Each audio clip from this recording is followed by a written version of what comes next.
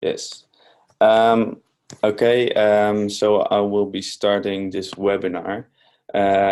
Welcome, or thank you for joining us today. My name is Milo van Bergen, and today I will present together with my colleague Nicolas de Vries about the bike doctor. We are two interns at the municipality of Tilburg, and our focus is on the Metamorphosis project. Metamorphosis is a project which works together with 7 different countries, which you can see on the slide here. Okay, so today we will be talking a bit about Metamorphosis, why the bike doctor is needed, the activity itself. We made a video about the activity, which we will show. We will talk about bike poverty, and lastly, the results and tips. So Metamorphosis, it is a project about transforming neighborhoods with a focus on children. Metamorphosis starts from the premise that when a neighborhood has many children on its public spaces, that this is a major indicator that it will that is well designed as a sustainable neighborhood. The word sustainability itself is already well combined with children, as it implicates design for the next generation. Metamorphosis aims to transform car-oriented neighborhoods into children-friendly neighborhoods, achieving behavioral change and increase in quality of life. One way to transform car-oriented neighborhoods is by promoting bikes. The municipality of Tilburg is one of the frontrunners in this area. They have a lot of policies that revolve around promoting biking and activities that are about promoting biking as well. So why is the bike doctor actually needed? Nowadays, cities are very car-oriented. However, to create a more sustainable and children-friendly cities, a shift towards more bike-oriented approach is needed. There are a lot of aspects required to achieve this goal. And one very important aspect is safety. And to create a more safe environment for biking, the infrastructure is a very critical point of focus. However, one aspect that's often overlooked is the actual bicycle. For example, brakes that do not work, or worn out tires, loose bicycle chains. These can lead to unsafe traffic situations. For example, we held the activity 2 weeks ago, and what we saw was that over 90% of the bikes that the children showed us were actually unsafe. So over 100 bikes on the primary school were not safe to have in traffic. One example of a bike that was unsafe was one that had no brakes at all. Luckily, however, these situations can easily be avoided if precautions are taken in time. And especially school children should have proper bikes. They don't have a driver's license yet, but they are a very important part of traffic. So in a dangerous situation, at least our bike should be able to function well. So what is the bike doctor? The bike doctor is an activity that focuses on making sure that children who ride their bikes to school can do it safely. Like the name implies, a bike doctor, which is a bike mender, will look at the bikes to test them on multiple areas. And when the bike is approved, the bike will receive an OK sticker. If the bike is not approved or has points of improvement, the children will be able to bring their bikes to the bike mender's workshop so that it can be made, and eventually they can receive the OK sticker. This activity was held or has been held at primary schools in and around Tilburg for many years. And has received a lot of positive feedback. However, one point of improvement was that it needed more depth. To create this depth, we created a game of memory where the children have to link pictures of certain bike parts with the corresponding descriptions. This game will be held after a small presentation from the teacher, and will give the children a chance to learn more about why safety is important and how they can check whether their own bike is safe or not. So after the game has been played, the children will receive a small questionnaire about cycling. They can fill this in anonymously to not have pressure from their fellow students. And these questionnaires result in data that shows the reasons why people choose to go to bike by school or not, and how this can be improved. So we had this activity already, and we made a video about the activity, which I'm going to show you right now.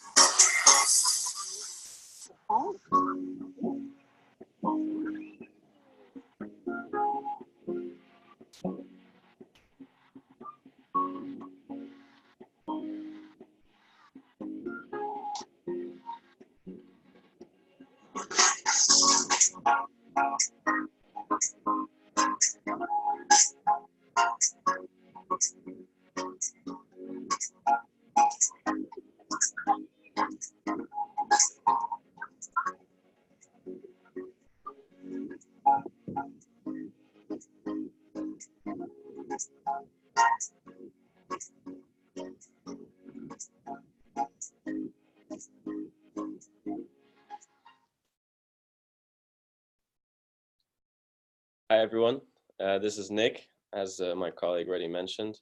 So that was our video, and I'll be moving on to the next part of the presentation, which will be about bike poverty. This is a research project that I will be doing with the target audience being children.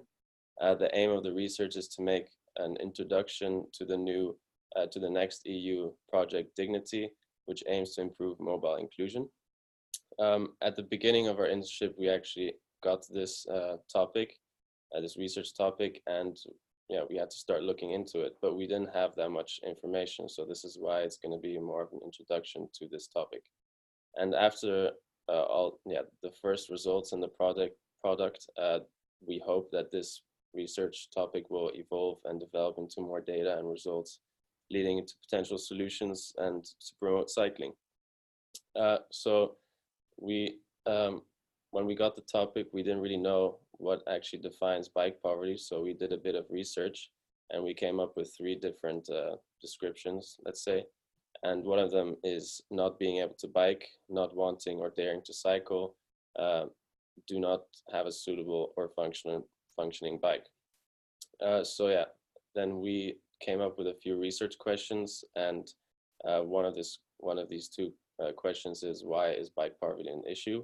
And another one is, why do children take other public transport other than the bicycle? And to be able to answer these questions, there will of course be some primary and secondary research.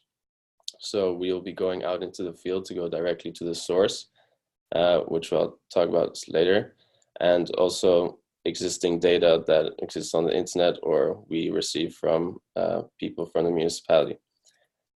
So for example, we went to this school, this primary school, where we did the bike doctor workshop, but there I also got the chance to give out my questionnaires to the children.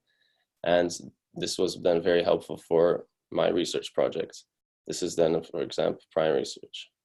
Then we move on to the next slide. Oh yeah, we also had a collaboration with BUOS and 9 primary schools.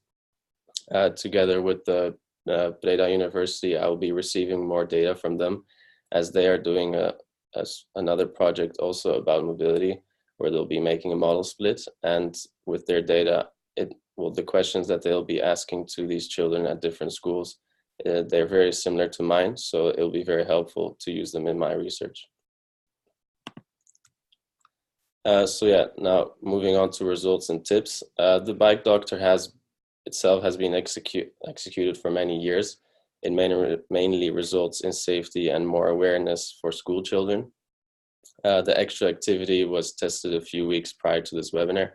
And after a short discussion with one of the teachers after the workshop, it became clear that it was a fun and interactive way to promote biking, or at least provide information for these children. And the children were very motivated to complete this memory game, and in the time frame that they were given. Of course, there was some competitiveness, but that's normal, right? And after the time, we then checked the memory game and we had to look if they were correct. And in that time, I gave my questionnaire so they can be filled in, which was also good as they were still motivated to fill them in. And after checking the games, we saw that they were all correct, which made us think if it was too easy or not. But after also discussing with the teacher, she said, and we together thought that it was difficult enough so that everyone could play the game within the given time. Also, the school wanted a copy of the game, a few copies of the game, which means it was kind of a success, as it was a good, fun learning tool. Well, to conclude, as I mentioned, there's a collaboration with BUAS, and I'll be receiving data from them. And with this data, there will be an analysis will be made, and which I will make a report of, and will come out soon. Also, maybe in the future, there will be potential ideas and solutions if more research is done on this topic. So as far as tips go, it's useful to remember that for the workshop, it's useful to remember that since the activity is made for children, the communication should always be on point. They're still young, so you have to think of a way to catch their attention. It is also easier to separate them into groups already, so there's not as much chaos. The main thing, everything has to be on the level so that the children can understand and follow the activity. And of course, for more detailed information, feel free to send an email, and we will also gladly give out send the activity handbook. So yeah, this is the end of our presentation. We would like to thank you for participating in this webinar, and if there are any questions, you may ask in the text, the messaging chat box. Goodbye.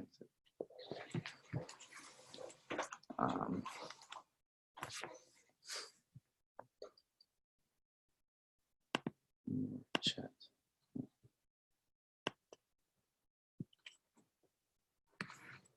Okay, are there any questions so far, or do you need some time to think of questions? Thanks for the compliment.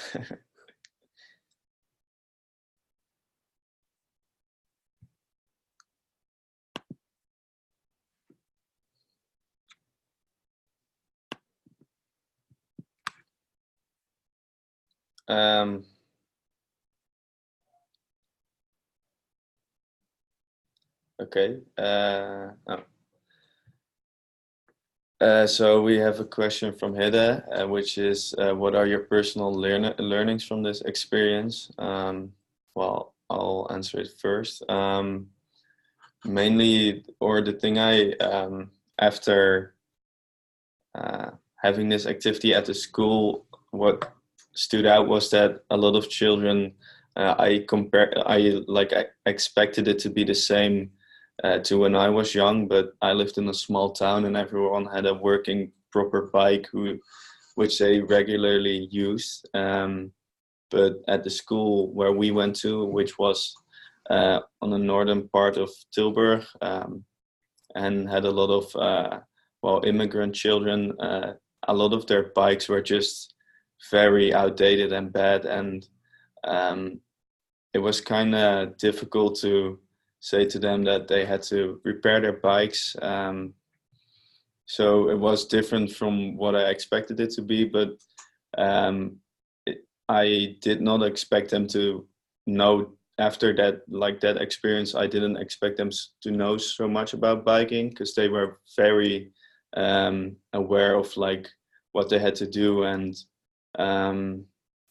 yeah, the activity showed that they were eager to learn about biking and that they liked it as well.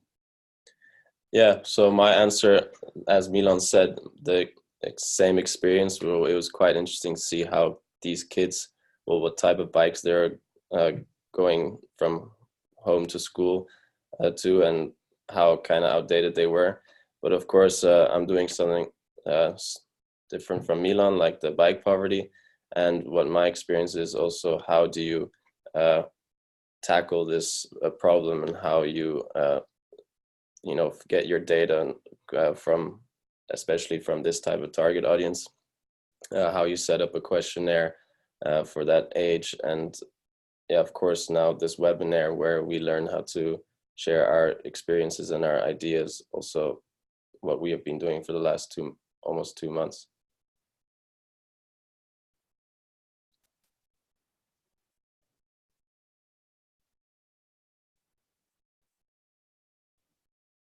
I hope that answers your question, Hidde.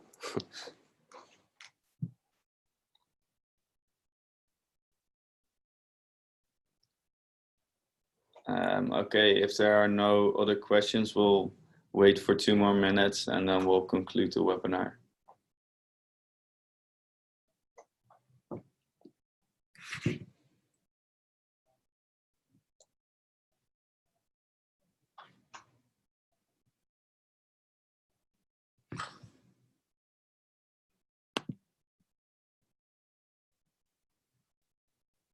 Also, we would like to say that the video is on YouTube, so maybe we can send it on the chat. Should we do that? Do you have it?